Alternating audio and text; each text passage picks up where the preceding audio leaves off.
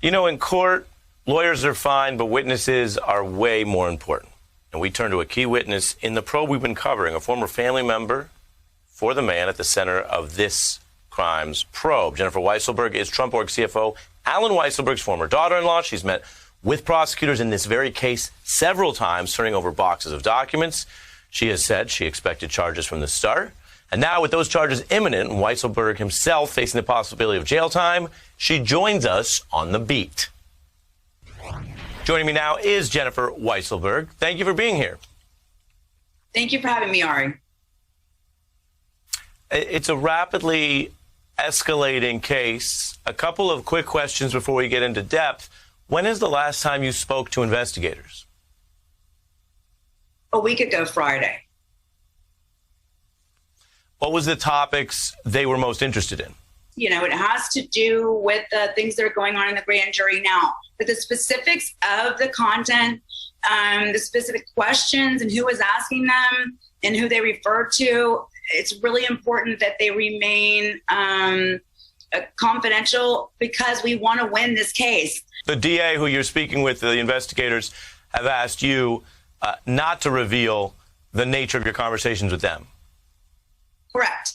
Let's then look at what we're learning publicly, not just drawing on whatever private information you've given them, but what we're seeing is the outlines of multiple reports of an indictment against Mr. Weisselberg. And both sides seem to agree that one goal would be to get him to flip and cooperate. He has reportedly completely resisted that. Do you think that could change? I absolutely do think I can change.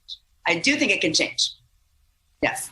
I was wrong to think that he would flip, but now that I think about it, it makes perfect sense to me, Ari, because he lives in a bubble where Donald promises him everything, and everything he's ever promised him has been true. And I do believe that he is not resourcing his own attorneys. I do believe that they're paid by Trump and that he's being promised things by Donald and the family in order to make sure that him and his family are taken care of. But the X factor for me, and this is something that DA and I are continuing to discuss with my attorney, is that there are things that Alan is not aware of. He can try to control all he wants inside the organization by going to work every day, but there are things that he does not know about.